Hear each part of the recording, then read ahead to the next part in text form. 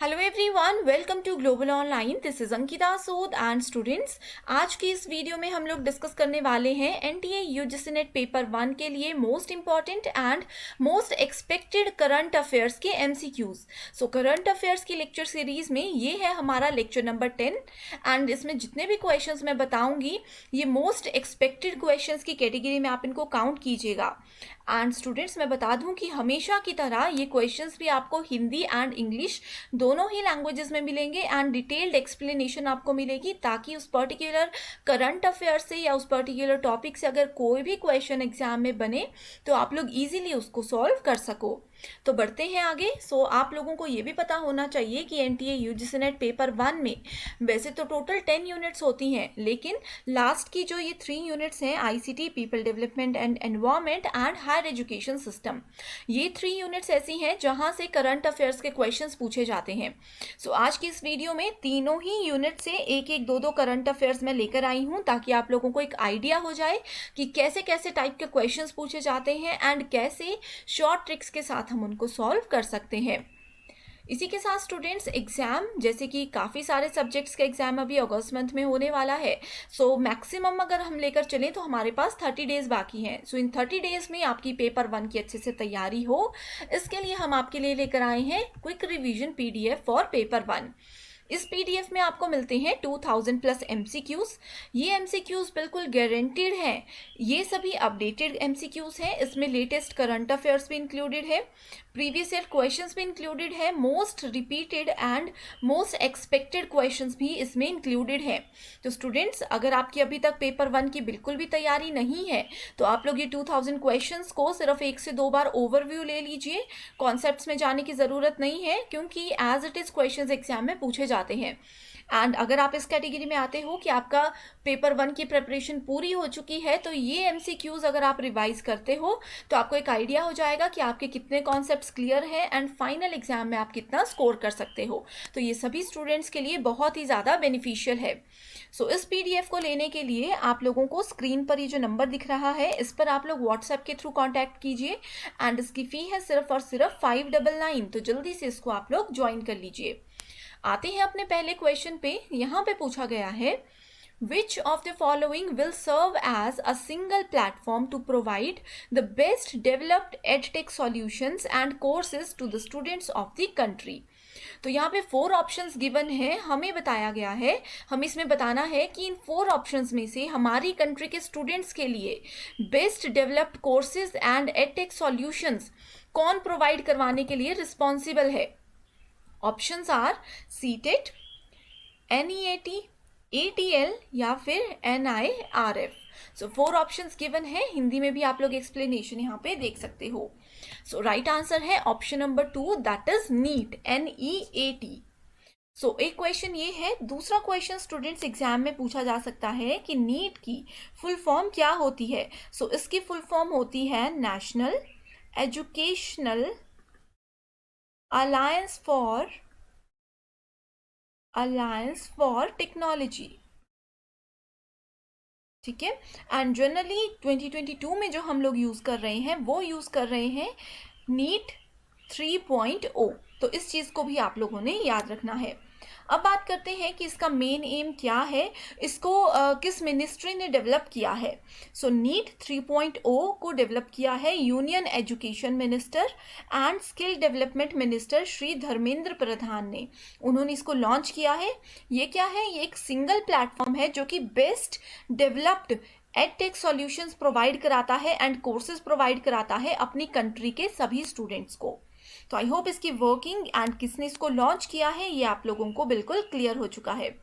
Main M क्या है, NEET initiative जो लिया गया है, इसका मेन एम है कि हायर एजुकेशन सिस्टम जो हमारा है, हमारी कंट्री में जो हायर एजुकेशन सिस्टम है, उसमें हम लोग एडटेक यानी कि टेक्नोलॉजी का यूज़ करके बेटर लर्निंग आउटकम्स प्रोवाइड करवा सकें। ठीक है, सो बस यही ध्यान रखना है कि टेक्नोलॉजी का यूज़ करके आप लोग हायर एजुकेशन को और भी ज़्यादा बेहतर बना सकते हो इसको यूज़ करके। Next question is, statement based question है जो कि पेपर 1 में बहुत पूछे जाते हैं।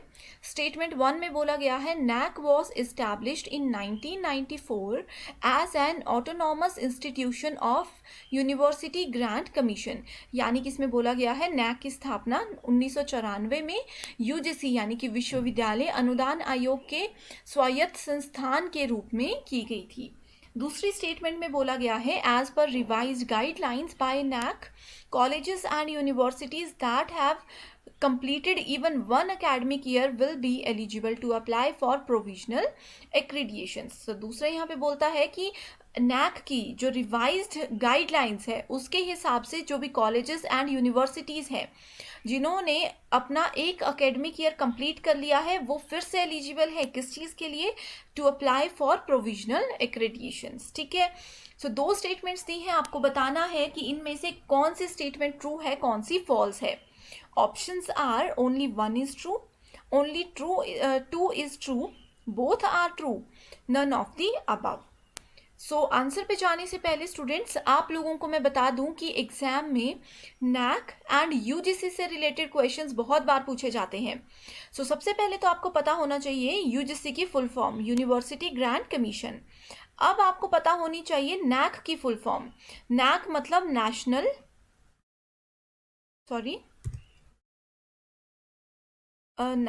National assessment and accreditation council. अब इसके नाम से पता चल रहा है कि नेशनल लेवल पे असेसमेंट एंड एक्रेडिएशन प्रोवाइड करवाती है। किसको प्रोवाइड करवाती होगी? यूनिवर्सिटीज एंड कॉलेजेस को प्रोवाइड करवाती है। आप लोगों ने बहुत बार कॉलेजेस के नाम के आगे सुना होगा A++ एक्रेडिटेड बाय NAC, यानी कि NAC ने इनको A++ रैंक दिया है। ठीक है, क्रेडिट इसको क्या दिया है? सो ये काम होता है जनरली NAC का कि वो हायर एजुकेशनल इंस्टीट्यूशंस को क्रेडिट्स प्रोवाइड करवाती है। अब क्वेश्चन आता है NAC की ही इंट्रोडक्शन में आपको देती हूँ। सो NAC क्या है? NAC एक ऑटोनॉमस बॉडी है that is funded by UGC। तभी तो यहाँ पे देखो NAC और UGC एक साथ में लिखा गया है, कुछ तो रिलेशनशिप होगा ही। सो NAC क्या है? ये एक ऑटोनॉमस बॉडी है that is funded by university grant commission, जिसका कि हेडक्वार्टर कहाँ है? UGC का हेडक्वार्टर कहाँ है? ये आप लोगों के लिए होमवर्क क्वेश्चन है, आप इसको चेक कीजिए, आंसर आता है नहीं आता है मुझे आप कॉमेंट करके ज़रूर बताइए। राइट, एग्जाम में ये क्वेश्चन भी पूछा जा सकता है। नेक्स्ट यहाँ पे आता है कि मेन फोकस किस चीज़ पे होता है NAC का। ठीक है, अब कोई अगर एक इंस्टीट्यूशन बना है, कोई कमीशन बना है, तो उसका कोई रोल तो होगा, कुछ काउंसिल है, उसका कोई ऑब्जेक्टिव तो होगा। तो इसका ऑब्जेक्टिव है क्वालिटी स्टेटस को और बेहतरीन बनाना। ठीक है, सो आई होप NAC आप लोग अच्छे से समझ चुके हो। अब बात आती है NAC के क्रेडिट्स की। सो NAC इस तरह से क्रेडिट देता है जैसे A, B, C, D। ठीक है, इसका मतलब है very good, good, satisfactory and unsatisfactory. तो इस तरह से चलता है। A++ भी कई यूनिवर्सिटीज़ को मिलता है। राइट, सो ये NAC की इन्फॉर्मेशन थी, दोनों स्टेटमेंट्स मैंने आपको बता दी। तो आप आई होप आंसर आप लोग इजीली अब इसका दे सकते हो। सो बताओ इसका राइट आंसर क्या हो सकता है? That is option number 3, both are true. ठीक है, सो ये दोनों स्टेटमेंट्स जो आपके सामने हैं ये दोनों ही बिल्कुल सही स्टेटमेंट्स हैं। Next question is which is are true about 5G technology.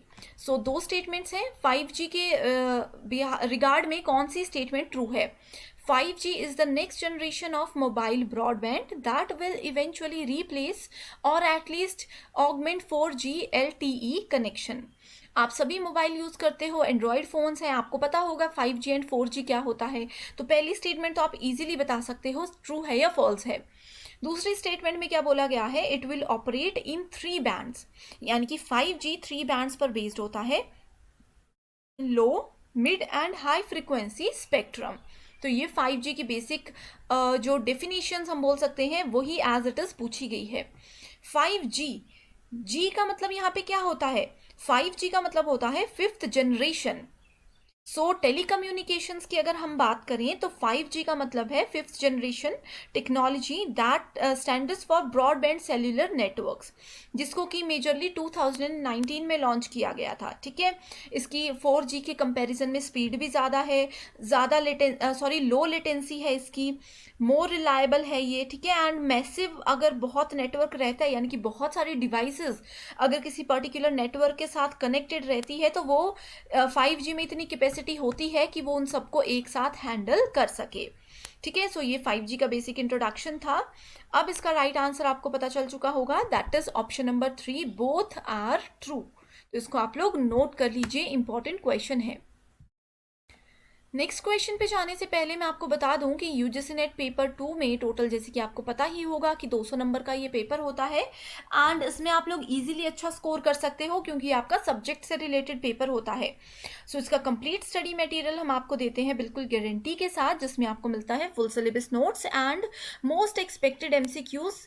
Total 17 subjects की लिस्ट आपके सामने है स्टूडेंट्स। सो जो भी आप लोगों का पेपर 2 का सब्जेक्ट है आप लोग उसको यहाँ पे देखिए एंड देन स्क्रीन पर जो नंबर दिख रहा है इस पर कांटेक्ट कीजिए। जैसे ही कांटेक्ट करते हो इस कंप्लीट स्टडी मटेरियल ये जो है आपको मिल जाएगा। इसके लिए आपको फी पे करनी होगी सिर्फ 1500 रुपीज़। तो जल्दी से इसको पे कीजिए एंड आप लोग अपना JRF का ड्रीम 30 डेज में भी पूरा कर सकते हो।